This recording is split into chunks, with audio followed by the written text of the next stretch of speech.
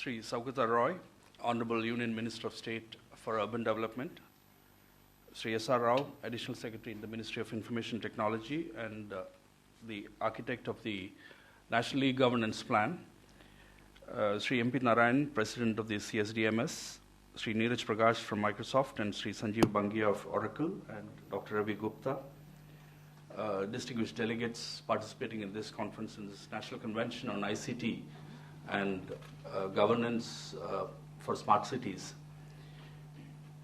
I'm very happy to be here this morning, primarily because I feel that you are discussing a topic which is extremely important, and as the Honorable Union Minister of State mentioned, India is actually going through a major transition in terms of aspirations. And most of the people who are actually represented here, participating here, are all people who come from organizations which are actually also participating and contributing to this transition in aspirations. And in this process, when India is actually becoming one of the emerging superpowers, the global superpowers, we also have this huge dichotomy. On the one hand, we have to be a part of this global process of growth where you have mega cities which are vertically growing.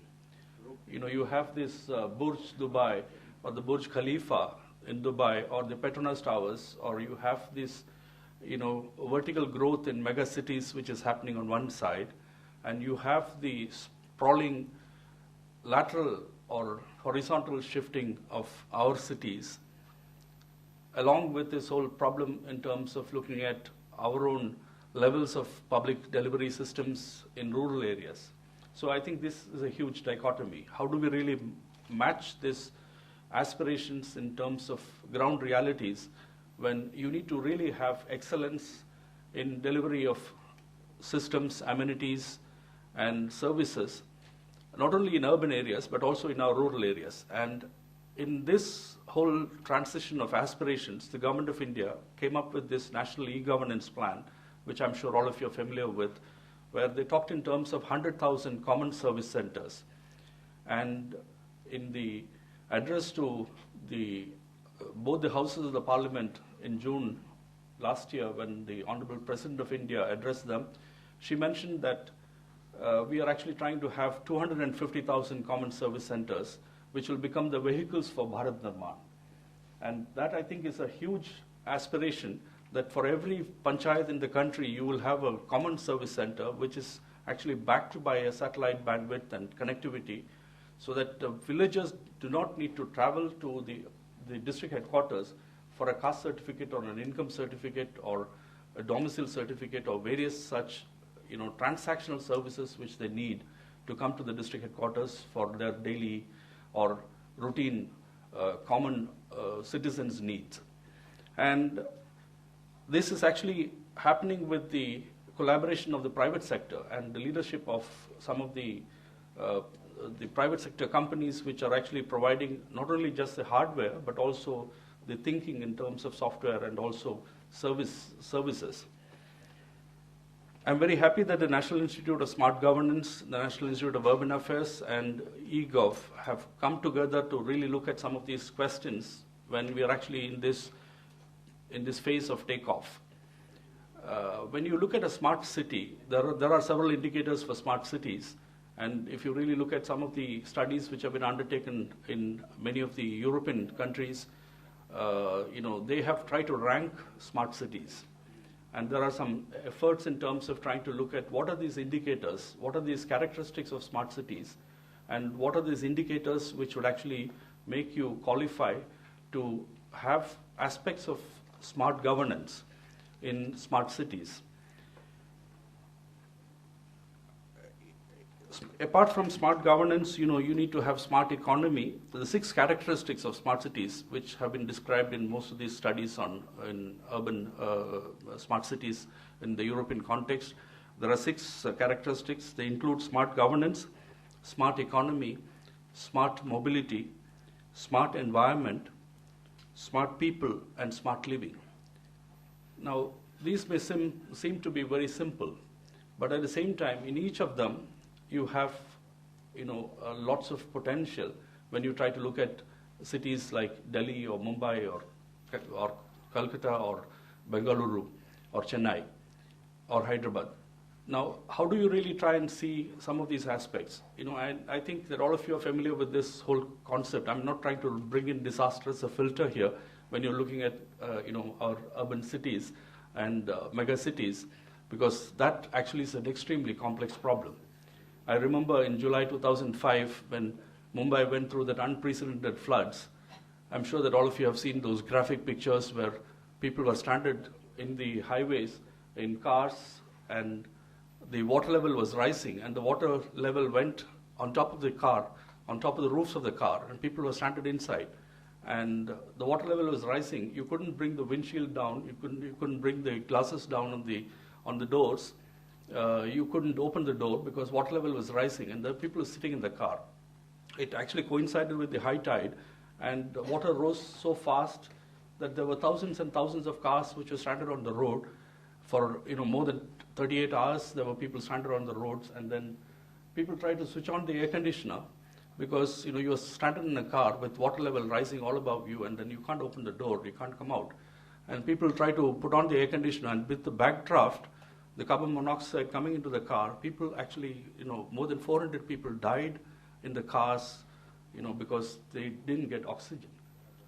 And this is actually a nightmare when you really look at an urban megacity where you do not have the drainage which is actually able to take out the water which actually comes from an unprecedented rain coupled with high tide.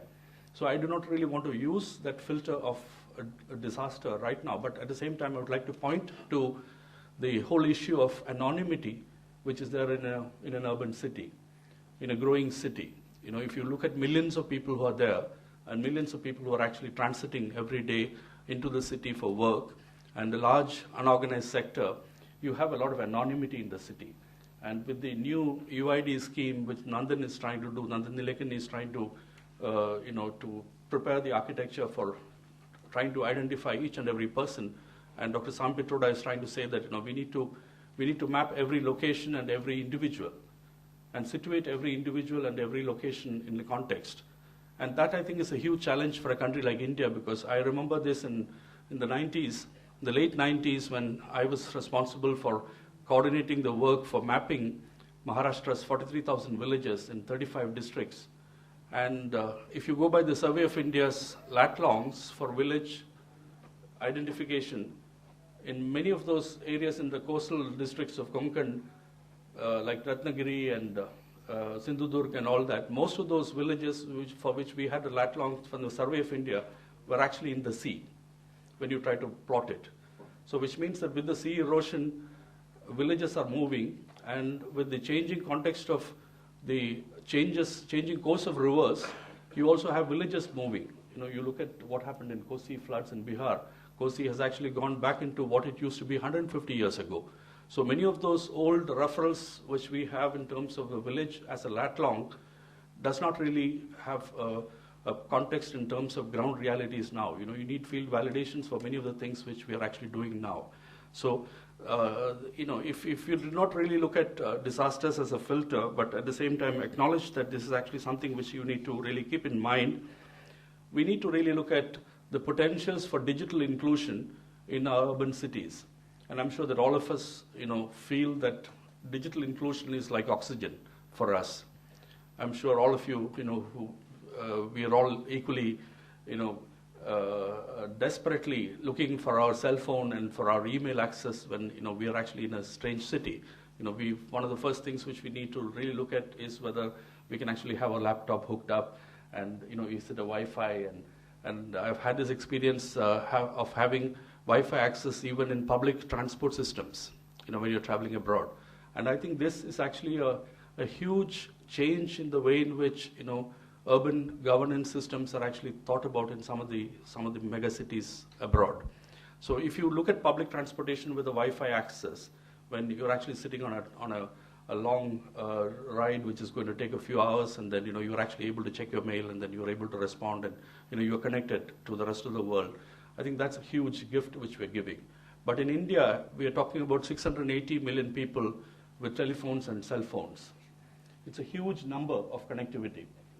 And we have, at the same time, in terms of internet access, we are talking about 7% of the people connected on the internet. So even though the absolute numbers may be very large, but in terms of percentage of the population, it's still very low. It's 7%, compared to the United States or Japan or China. We still have a much smaller percentage of people connected to the internet. So I think these are some of the issues which we will need to address when we are looking at this whole question of urban governance. I would like to look at also point out a few other factors which we may also need to look at, to consider, especially since we have some urban administrators here among the delegates, and we have the leadership of people like Mr. Rao, who actually conceived of many of those things which seemed impossible at a time when you're looking at urban governance. But he showed that it is actually possible. We could actually do that in our country if you have the dedication and the commitment and the vision. One of the things which I read about in some of these urban megacities, in some of the advanced countries, is that they use sensors, intelligent sensors for communicating with even systems like road signs. You have road signs and traffic signs and many other public facilities which actually are linked to sensors which can communicate if there is a congestion in traffic, and then it can actually give you an advance warning that this particular highway is actually heavily congested, and so you need to take an alternate route. And so it can actually help regulate traffic if you have intelligent systems in helping you with transportation. In fact, I've also heard of systems of intelligent sensors which are being used in public transportation networks in some of the cities, which can actually look at a porthole on the route and then send a signal that there is a porthole. You think of DTC buses which are actually plying, and then you are actually able to send a signal to the NDMC that this particular place had a porthole and which needs attention. And not just sending a signal, but then how responsive is the administration in addressing that, in attending to that. I'm sure that all of you would find it very amusing to think of the Tower of London having a Twitter account. And it's an amusing thought, but at the same time, the fact that the Tower of London is having a Twitter account is because there is somebody who's actually sitting in the city of London addressing the concerns of people who are actually coming to Tower of London. And it's a very amusing thought, but at the same time, the fact that there is a concern for the sensitivity of a tourist or a citizen, and especially when a citizen is a netizen, and you can actually send a signal or a feedback to an urban administrator, and an urban administrator can respond to that. I think it's a very thoughtful gesture of urban governance that your urban governance systems are changing. And we live in this nightmarish thought also of many cities in India which have this sewerage systems and water supply pipelines traveling almost simultaneously, and both of them are corroded, and it's a nightmarish thought to think of what will happen if sewage actually mixes with the drinking water supply pipelines. So you need to really think in terms of new systems of looking at urban governance as population is changing. And as Dr. Ravi Gupta mentioned, if you are actually thinking in terms of 40% or 40% is already there in terms of urbanization, and then you're thinking in terms of 60% urban centers and urban population, we need to also have increase in amenities. And if 2025, the commissioner of the Bombay Municipal Corporation, or what is called the MGMC, or Hyderabad, or Bengal, Calcutta, or Bengaluru, you can actually think of what will be the kind of challenges which that person will be having in 2025 or 2050. And I think we need to really think in terms of how cities are in transition, and we need to really plan for that. And I hope that many of these, with your insights, you will actually add to this rich discussion which is happening. And we will be really fortunate if we are able to think in terms of a better quality of life for our children, for the next generation. And I think that will be a major contribution which all of us will be making. Mr. Saugata Roy, the Honorable Union Minister of State, mentioned that we are looking at the common service centers as a platform for creating public awareness. I feel that if you're not looking only at educational services and information services and transactional services, if the common service centers, 250,000 in every panchayat of the country, can actually become a vehicle for Bharat Nirman, people in the villages need to know about NREGA, about Jawaharlal Nehru Urban Renewal Mission, about the National Rural Health Mission, and about HIV/AIDS or about H1N1. But the kind of investment which you're making on public television now is so expensive that for a 30-second spot on the television, you need to pay something like 10 lakhs or 20 lakhs. So if I need to have a 10-minute of public awareness on saving lives, I need to spend about 2 crores. 10 minutes, 20, 30-second spots, I need to spend 2 crores. But you just think of the possibility that you have a huge platform available through the common service centers in local languages, in dialects. You can actually put the message, and the villagers can actually watch this about H1N1, about the National Rural Health Mission. And I'm sure that one of the requests which I had with some of the cabinet ministers or with people like Dr. Pitroda and Dr. Mr. Rao and others, whenever we have interactions, we have been telling most of the people in the ministries that they have not really fully grasped the potential of the National eGovernance Plan and the potential of taking the message to the people. Because information services, there is no content as far as information services is concerned in the common service centers. So if we could also look at content creation as a huge challenge in Indian languages, I think that's also a huge business opportunity and a business model for the National eGovernance Plan and the common service centers. We have many other issues in terms of looking at urban transportation, new ideas in urban transportation, ways by which you can actually look at how do we decongest urban cities in the event of a major problem.